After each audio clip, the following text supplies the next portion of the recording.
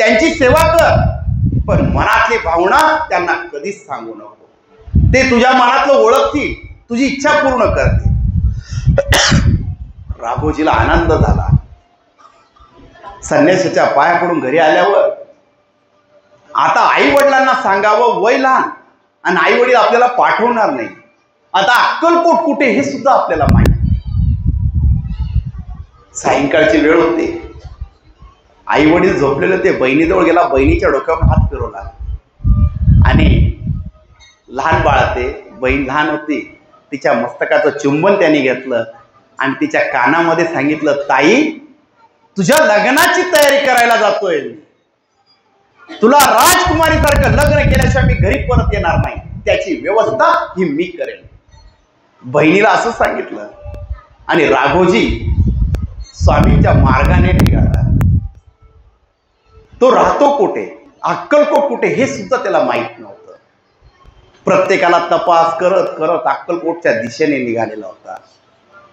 स्वामी महाराज बसलेले असताना सर्व स्वामी समोर भक्त स्वामी समोर बसलेले होते आणि स्वामी महाराज जोरजोरात हसत होते त्यावेळेस. आणि स्वामी महाराज हसता हसता एक शब्द बोलले, हा राघू निघाला, आमच्या शोधात निघाला, आमचं दर्शन होणार राघूला, आम्ही राघूची वाट पाहणार, त्याला अक्कलकोट पर्यंत आम्ही घेऊन येणार. हे स्वामी महाराज वारंवार बोलत होते, पण त्याचा अर्थ कोणाला उगमत नव्हता की स्वामी महाराज असं काय बोलताय. आणि स्वामी महाराज खरा खरा हसत असेल त्या विषयाने. हा राघोबा आता अक्कलकोटचं दिशा काही सापडत नसे. एका ठिकाणी मुक्काम पडला. दिवसभरचा हा राघोबा निघालेला असताना त्याला भूक खूप लागलेली. जेवण कुठं मिळेल का याचा तो शोध घेत होता. एक म्हातारी बाई आली. तिने पाहिलं एक लहान बाळ येतंय, कमी वयाचा मुलगा एकटाच फिरू राहिला. तिने बोलवलं, अरे बाळा इकडे. काय झालं? तेव्हा राघोबा सांगू लागला, मला खूप भूक लागलेली आहे. त्या माईला त्याची कीव आली. त्याने रात्रभर त्या माईने तिला त्याच्याजवळ झोपवलं, जेवू घातलं आणि मायेने रात्रभर त्याच्या डोक्यावरून हात फिरवला. राघोबा सकाळ झाली, परत अक्कलकोटच्या दिशेने निघाला. वेळोवेळी कोणी ना कोणी त्याला रस्त्यामध्ये भेटत होतं आणि अक्कलकोटची दिशा दाखवत होतं. प्रत्येक वेळी जेवणाची व्यवस्था होत होती. राघोबा आता कधी उपाशी राहत नव्हता. काही दिवसात तो आता अक्कलकोटला येऊन पोहोचणार होता. स्वामी महाराज राघोबाची वाट पाहत होते. असंख्य भक्त स्वामी महाराजांच्या मुखातले वाक्य त्यांना समजत नव्हते की स्वामी महाराज असे काय बोलताय. स्वामींच्या मुखामध्ये राघोबा कोण आहे हे शब्द कोणाला कळत नव्हते. आणि थोड्या दिवसात हा राघोबा अक्कलकोटच्या दिशेने अक्कलकोटमध्ये येऊन पोहोचला. स्वामी महाराज त्यावेळेस राजवाड्याच्या दिशेने निघाले होते, आमराईच्या दिशेने. हा राघोबाला एकाने सांगितलं, तू स्वामींच्या शोधात आहे ते बघ, स्वामी चालले. हा राघोबा पळत सुटला स्वामींच्या मागे. स्वामी स्वामी. एक लहान मुलगा स्वामींना आवाज देतोय आणि स्वामी महाराज पावलं टाकत पुढे जात आहे. स्वामींनी राघोबाचा आवाज ऐकला आणि स्वामींनी मान फिरवले आणि स्वामी त्याच्याकडे बघू लागले. आणि स्वामी महाराज म्हणाले, आलात राघोबा, आलात. आणि ह्या राघोबाला स्वामींनी त्याचं नाव घेतलं. ते ऐकल्यावर आपलं नाव स्वामींना कसं माहित, तो पटकन आला स्वामींना बिलगला. स्वामी बोलू लागले, राघोबा आता आमची सेवा कर, मेवा मिळेल, इथेच राहा. आणि स्वामी महाराज चालू लागले. आता राघोबा स्वामींच्या सानिध्यात राहू लागला, स्वामींची सेवा करू लागला. इकडे राघोबाचे आई वडील राघोबाचा तपास करू लागले, राघोबा गेला कुठे. मग बहिणीने सांगितलं, बाबा राघोबा माझ्या लग्नाची तयारी करायला गेलेला आहे, माझं राजकुमारी सारखं लग्न लावणार आहे. त्या तयारीसाठी राघोबा निघून गेलेला आहे. पण कुठे गेला? तो अक्कलकोटच्या दिशेने गेलेला आहे, तिथं स्वामी समर्थांना भेटायला. आई वडिलांना काळजी वाटू लागली, आमचं बाळ गेलं कुठे, अक्कलकोट कुठे, स्वामी कोण, कोण सांगणार. आई बापाला आता काळजी वाटू लागली, याला पुढं शोधावं. बिचारे मुलाची वाट पाहू लागले. इकडे राघोबा रोज स्वामींची सेवा करू लागला. आणि एक दिवस असा उजडला, स्वामी महाराज अक्कलकोट जवळच रामपूर म्हणून गाव आहे. रामपूरला कधी कधी स्वामी महाराज मुक्कामाला जात असते. आणि त्या रामपूरला एक रावजी म्हणून ते रावजी पाटील आणि विठाबाई हे स्वामींची नित्य सेवा करत असते. स्वामी महाराज राघोबाला घेऊन रामपूरला आले. तिथे रावजींना आनंद झाला की स्वामी महाराज आलेले, म्हणून त्यांनी आपल्या पत्नीला सांगितलं, अगं विठाई, स्वामी आलेले, आज स्वामी आलेले, आपली जो नवस आहे 40 जणांना अन्नदान करायचंय. आज स्वामींच्या सानिध्यात त्यांच्या साक्षीने आपण आज 40 जणांना जेवण देऊया. 2 जण स्वामींजवळ आले. स्वामींना विनंती करू लागले, स्वामी, आजचा नैवेद्य आमच्याकडे, आज आम्ही 40 जणांना जेवण अन्नदान कबूल केलेले, ते अन्नदान आम्हाला तुमच्या सानिध्यात तुमच्या साक्षीने द्यायचंय. स्वामी बोलले, का नाही विठाई, स्वयंपाक कर, आज आम्ही रामपूरला थांबतोय, तुझ्या घरी जेवण करणार. आणि स्वामी महाराजांचं ऐकल्यावर विठाबाई स्वयंपाक करू लागली. राघोबा हे सर्व दृश्य बघत होता. विठाबाईने 40 जणांचा स्वयंपाक केला, स्वामींचा नैवेद्य आणला आणि स्वामींना विनंती करू लागले 2 जण, महाराज उठा, जेवायला चला, नैवेद्य आणलेला आहे. महाराज उठतच नव्हते. स्वामी महाराज बसून राहिले. एक घास जेवणाचा स्वामी महाराज घेत नव्हते. रावजींनी विनंती केली, महाराज वेळ फार झालेला आहे, 2 घास खाऊन घ्या. आणि त्यावेळेस हजारो स्वामी भक्त स्वामींपुढे येऊन उभे राहिले होते. महाराज बोलू लागले, पहिले माझे स्वामी भक्त उपाशी, त्यांना जेवू दे, नंतर मला जेवण दे. विठाबाईला काळजी वाटू लागली, इथे असंख्य स्वामी भक्त आहे आणि स्वयंपाक 40 जणांचा आहे, जेवण कसं द्यायचं, पुरल का नाही. म्हणून स्वामींना विनंती करू लागली.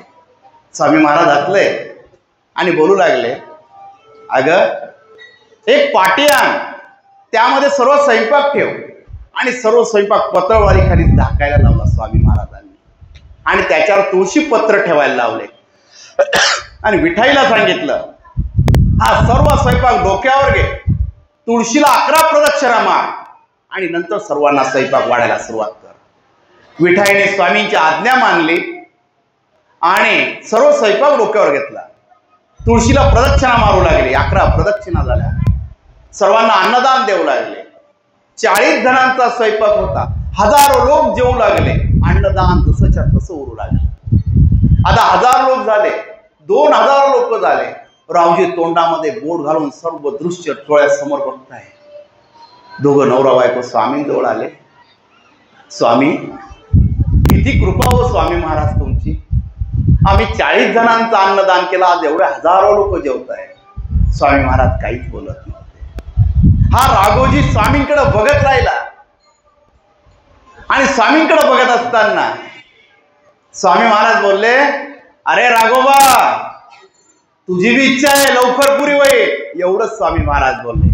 तुझ्या बहिणीचं लग्न करायचंय, राजकुमारी सारखं लग्न करायचंय, थाटामाटात लग्न होणार, आम्ही तुझ्या बहिणीच्या लग्नाला येणार. आणि स्वामी महाराज हसू लागले. राघोजी हात जोडून उभा होता. अंगाला कापूर फुटलं होतं. मनातली प्रत्येक गोष्ट स्वामी महाराज सांगत होते. हळूहळू राघोबा तिथं मोठा होत चाललेला होता. आणि इकडे आईबाप मुलीसाठी स्थळ पाहत होते. आता बहीण इकडे मोठी झालेली होती. आईबापाला तपास लागलेला होता की एक जण अक्कलकोटला जातोय, की त्याच्याजवळ निरोप धाडला की आमचा राघोबा जर भेटला तर त्याला सांग का तुझ्या बहिणीचं लग्न ठरतंय, तिच्या लग्नाला ये. आईबापांनी निरोप धाडला. इकडे राघोबा स्वामींच्या सेवेमध्ये मग्न झालेला होता. स्वामींची रात्र दिवसभर सेवा करत होता. आणि थोड्या दिवस त्याच्या गावाकडचा माणूस त्याला पाहायला आला. पण राघोबा मोठा झाल्यामुळे राघोबाला ओळखू शकला नाही. त्याने इतर लोकांना विचारलं, इतर राघोबा कोण आहे? तो आमच्या गावचा आहे. मग तो माणूस त्या राघोबा जवळ आला, राघोबाला भेटला आणि राघोबाकडे पाहू लागला. जे स्वामींचा होऊन गेलेला आहे, स्वामींच्या सानिध्यात तू मोठा होऊन गेलेला आहे. अरे तुझ्या बहिणीचं लग्न ठरलं, काही व्यवस्था केली का नाही? राजकुमारी सारखं लग्न करणार होता आणि इथं काय? आता राघोबाला काळजी वाटू लागली, माझ्या बहिणीचं माझ्या ताईचं लग्न ठरलं. आता विचार येऊ लागला, आपण स्वामींच्या सानिध्यात राहिलो, मग आजपर्यंत काहीच करू शकलो नाही, आता लग्नाची तयारी कशी करायची? मग त्याने सांगितलं, तुला बाबांनी बोलवलेलं आहे, लग्न जवळ आलेलं आहे, माझ्या बरोबर तू घरी चाल. आता राघोबाला घरी जायची ओढ बहिणीच्या लग्नाची लागली होती आणि इकडे स्वामींपासून दूर पण व्हायचं होतं. तो स्वामींजवळ गेला, स्वामींचे पाय चपू लागला. स्वामी महाराज डोक्याखाली एक हात ठेवून झोपलेले होते आणि हा स्वामींचे पाय दाबत असताना स्वामींनी मान फिरून घेतले. हा परत जोरजोरात पाय दाबू लागला आणि हळूहळू स्वामी स्वामी बोलू लागला.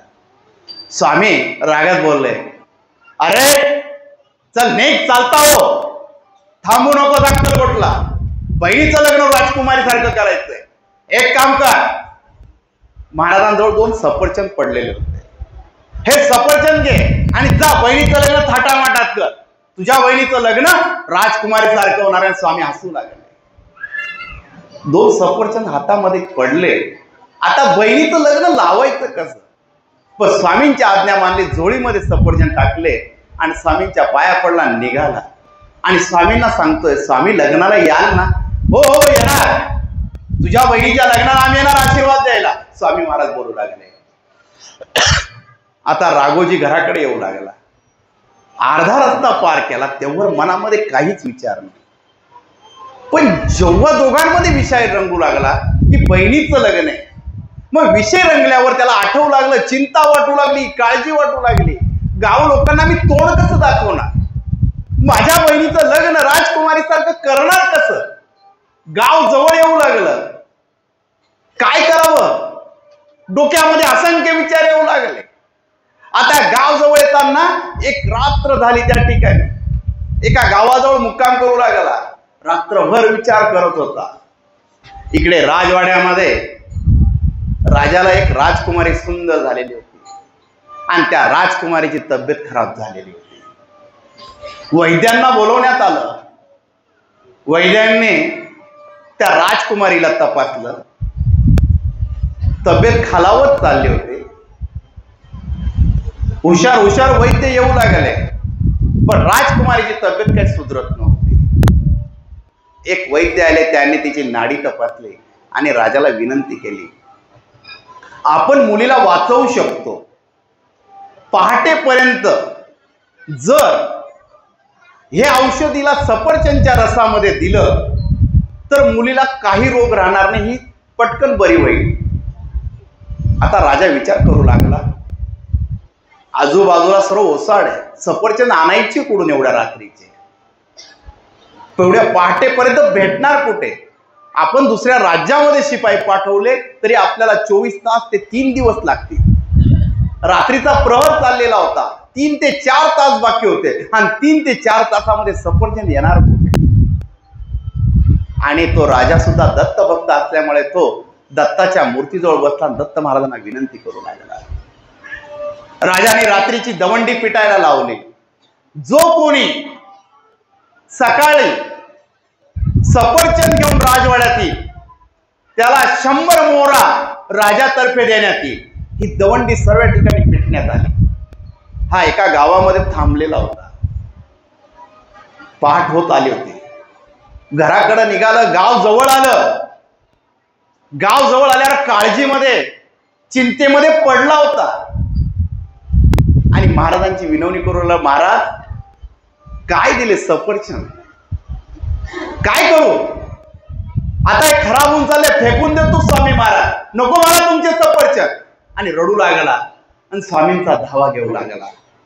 सफरचंद हातामध्ये घेतले, नदीच्या किनारी गेला आणि सफरचंद काढले जोडीमधून आणि फेकायची तयारी केली की सफरचंद फेकायचे. स्वामींचं नामस्मरण चालू केलं आणि तेवढ्याच घोड्यावरून राजाचे शिपाई दवंडी देत आले.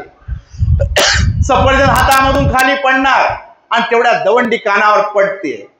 जो कोणी सकाळपर्यंत राज मला 2 सफरचंद आणून देईल त्याला राजे 100 मोहरा देतील. हे शब्द कानावर पडले. आपण स्वप्न तर नाही बघत आहे. अंगाचं कापड फुटलं, सफरचंद पडणार होते, हे आता ते बॅग पकडले आणि हळूच त्या शिपायाकडे बघू लागला. डोळे भरून आले होते. आयुष्यभराचं स्वप्न आता पूर्ण होणार होतं. 100 मोहरा भेटणार होत्या.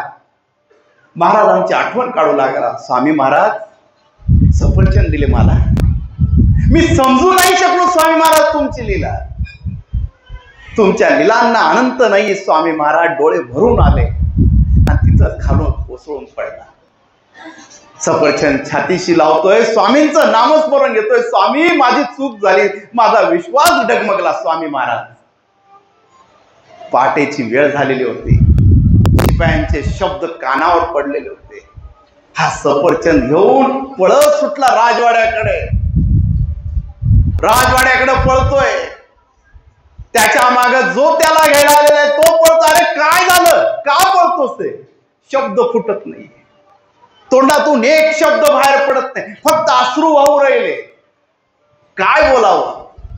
राजवाडा जवळ आला. शिपायांना आवाज दिला, अरे दार उघडा, मी राजे महाराजांचे सफरचंद घेऊन आलेलो आहे. शिपाई ऐकत नव्हते.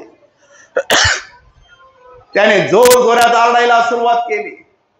थोडा आवाज काही शिपायांच्या कानावर गेला की जे सफरचंद आपल्या राजे महाराजांना लागतात ते सफरचंद घेऊन कोणीतरी आलेलं आहे. पळत पळत राजाकडे गेले. राजे महाराज, कोणीतरी व्यक्ती आलेली सफरचंद घेऊन. राजाचे डोळे आता झाले होते, डोळे भरून आले होते. माझ्या मुलीचा जीव वाचवण्यासाठी कोणीतरी दारात आलेलं आहे. राजा स्वतः त्या दाराजवळ गेला त्याला घेण्यासाठी. शिपायाने दार उघडलं आणि बाहेर हा रडत रडत, कपडे मळलेले होते, हातामध्ये 2 सफरचंद होते. राजाकडे कासावीस करून पाहत होता. माझ्या बहिणीचं लग्न राजकुमारी सारखं करायचंय. राजा त्याच्याकडे आनंदाने पाहतोय. आपण कोण? तुम्हाला कधी या कधी पाहिलं नाही आम्ही आमच्याकडे. तो राजाकडे बघत होता. तोंडातून शब्द फुटत नव्हते. कधी राजा पुढे जाण्याची हिंमत नव्हती. आणि आज तो राजा समोर येतो, माझ्याशी बोलतोय, पण तोंडातून शब्द फुटत नाही. हे सर्वच माझ्या स्वामींमुळे होतंय. माझी लायकी नाही या राजवाड्यापर्यंत पोहोचण्याची. आज ती लायकी माझ्या स्वामींनी तयार केलेली, म्हणून मी तिथं पोहोचतोय.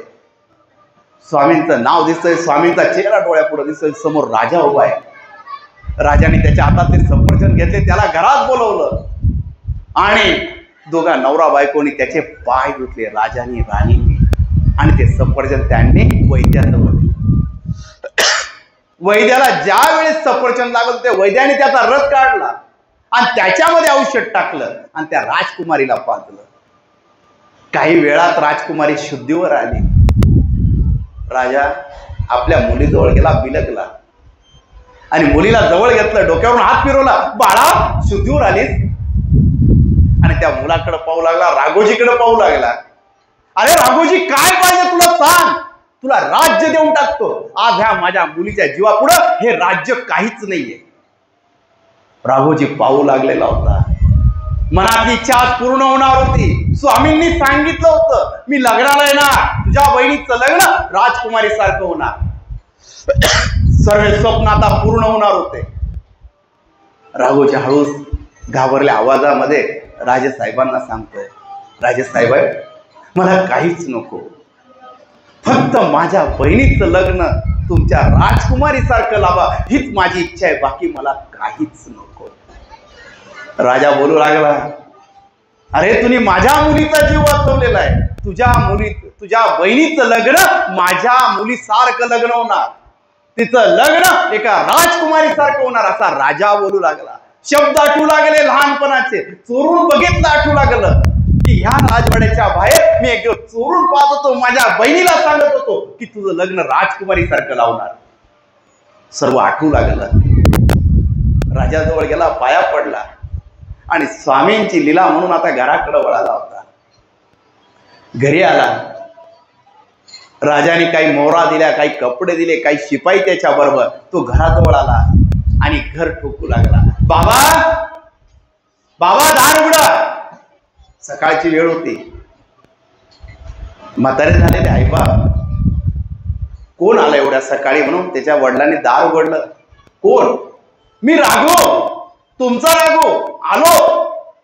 बापाला आनंद झाला, एवढ्या दिवसातून माझा मुलगा माझ्यापासून लांब झाला होता, दुरावला होता, आज माझ्या जवळ आला. बाबांनी आपल्या मुलाला जवळ घेतलं. आई उठली, कोण आहे? अगं राघू आला. कोण? राघू. आता आईची माया मुलाच्या प्रती फार वेगळी असते.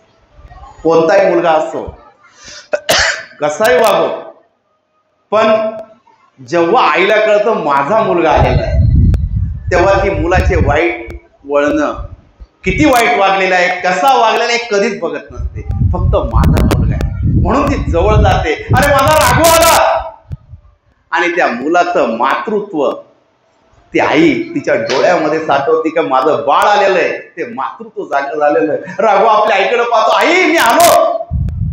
एक भेट एका कुटुंबाची होते आणि विचारतो माझी ताई कुठे? बहीण मोठी झालेली होती. राघू बहिणीकडे पाहतोय, बहीण येते. हे ताई तू एवढी मोठी झालीस? कोण?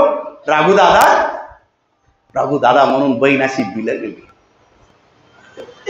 कधी एक लक्षात ठेवा, आयुष्यामध्ये जेव्हा आईबाप सोडून जातात तेव्हा सर्वात जवळचं नातं हे बहिणीचं असतं. आणि बहिणीला सुद्धा आईबाप जेव्हा तिचे सोडून जातात तर माहेरी ती भावाच्या भरोश्यावर जात असते. तिथं आई नसली, बाप नसला, ती त्या भावामध्ये आई वडिलांना बघत असते की आता ह्या घरामध्ये माझ्या आई वडिलांना जरी नाहीये, पण त्या भावामध्ये आई वडिलांना बघते. आणि भाऊ काही बी बोलो त्या घरामध्ये, भावाची बायको काही बोलो ती टाळते, कारण तिला माहित असतं माझ्या आई वडिलांना नंतर मला कोणी आधार देईल तर फक्त माझा भाऊ येईल. म्हणून ती बहीण भावाकडे खूप वात्सल्य नजरेने पाहत असते. आणि भाऊ सुद्धा बहिणीकडे एक आतुरतेने पाहतो, एक हक्काने सांगतो माझी बहिणी. तसे दोघं जण भेटत होते, एकमेकाला बिलगले. अरे दादा माझं लग्न आहे. बहीण सर्व राजकुमारासारखं लग्न करणार विसरून गेली होती. तेव्हा राघू सांगतो, अगं ताई तुझं लग्न राजकुमारी सारखं मी करणार आहे. काय बोलतोस दादा, कसं करणार? आपली परिस्थिती काय? नाही ताई, आता तुझं लग्न हे राजकुमारी सारखं होणार. घडलेला प्रसंग हा आपल्या बहिणीला सांगतोय. आपल्या आई वडील ऐकताय. आई वडिलांना समजलं लहानपणी हा राघोबा मनामध्ये इच्छा घेऊन गेला, माझ्या बहिणीचं लग्न राजकुमारी सारखं करतोय. घडलेला प्रसंग ऐकल्यावर आई बापाला आनंद झाला. आता राजा स्वतः राघूच्या घराजवळ आलेला होता आणि लग्नाच्या तयाऱ्या सुरू करायला लावल्या होत्या. आणि सांगू लागला, राघोजी तुझ्या बहिणीचं लग्न माझ्या राजवाड्यात होणार आहे. आता तुम्ही राजवाड्याकडे चलावे. राजवाड्यात पूर्ण कुटुंब आलं. लग्नाच्या तयाऱ्या सुरू झाल्या. नवरदेवाला लग्न सुरू होणार, पण राघोजी आता शांत बसलेला होता. लग्न थांबवा. सगळेजण बोलू लागले, अरे तूच सांगतो बहिणीचं राजकुमारी सारखं लग्न करायचं, मग आता लग्न का थांबवतो? माझे गुरु माझे स्वामी नाही आले. ज्या स्वामींनी मला जे वैभव दिलं, ज्या स्वामींनी माझी इच्छा पूर्ण केली, ते स्वामी नसतील तर ते लग्न मला पाहून काय होतं? आणि स्वामींची आठवण येऊ लागली. स्वामी कुठं आहात तुम्ही? इकडे तिकडे फेऱ्या मारू लागला. स्वामींची आठवण येऊ लागली, डोळ्यातले अश्रू येऊ लागले, रडू लागला. स्वामी या ना, तुम्ही सांगितल्याप्रमाणे सर्व झालं स्वामी, पण तुम्ही मला शब्द दिलेला आहे की मी लग्नाला आशीर्वाद द्यायला, तर मग तुम्ही का आले नाही? लग्नाची शुभ मुहूर्त जवळ आलेला होता. सर्वजण राघूला सांगतात, अरे राघू लग्नाचा वेळ झालेला आहे, मुहूर्त टळे, लग्न करावं लागले. नाही, माझे स्वामी आल्याशिवाय लग्न होऊ शकणार नाही. आई बाप समजवत आहे, नाही माझे स्वामी आल्याशिवाय मी लग्नाला सुरुवात करू शकत नाही. महाराज अक्कलकोटला बसले होते आणि तिथून राघोबाचं प्रेम पाहून स्वामींच्या डोळ्यामध्ये अश्रू आले. असे डोळे भरून आले स्वामींचे. स्वामी महाराज क्षणात गुप्त झाले त्या क्षणावर आणि त्या राजवाड्यात प्रगट झाले. हा राघोबा रडतोय आणि स्वामी महाराज त्याच्या समोर येऊन उभे. रडता रडता अश्रू खाली पडताय. राघोबाचं लक्ष जमिनीकडे जात आहे आणि हळूहळू मान वर करतोय, बघतोय माझे स्वामी. डोळे वर केल्यावर ब्रह्मांडाचा नायक साक्षात समोर उभा आहे. स्वामींचे चरण घट्ट पकडले. आलाच स्वामी. स्वामी महाराजांनी राघोबाच्या डोक्यावर हात धरले. राघो तुझ्यासाठी यावं लागलं, तुला सांगितलं आम्ही येणार म्हणून आम्ही आलो. आमच्या भक्तांचे जे दुःख आहे आम्ही दूर करण्यासाठी आलो. फक्त त्यांचा विश्वास तो पूर्ण पाहिजे. त्याचा विश्वास जर अचूक असला तर त्या भक्तासाठी आम्ही धावतो. त्याची इच्छा ही आम्ही पूर्ण करतो. तुझ्या मनातलं इच्छाबळ हे प्रगट होतं. तुझी इच्छा प्रबळ होती म्हणून तुझी इच्छा पूर्ण होते. कुठे तुझी बहीण? बहिणीला सांगितलं, हे स्वामी बाबा यांच्या इच्छेने आज हे लग्न होतंय. स्वामींना बहीण हरपली, बघू लागली. बाबा माझा दादा तुमच्याकडे होता बाबा, अशी बहीण बोलू लागली. आणि स्वामींना बिलगली. स्वामी तिच्या डोक्यावर हात फिरता, हो बाळा तुझा राघू हा माझ्या जवळ होता. राजाने पाहिलं, ज्या दत्त महाराजांची सेवा मी मंदिरामध्ये केली ते दत्त महाराज आज माझ्या समोर येऊन उभे. ही सर्व यांची लीला आहे. राजा राणी पाया पडू लागले. स्वामींनी राघोबाला आणि राघोबाच्या बहिणीला जवळ घेतलं आणि दोघांच्या डोक्यावर हात फिरवला आणि एकच आशीर्वाद दिला, भिवू नको. ही स्वामींची श्रद्धा आहे. आपली इच्छा जर प्रबळ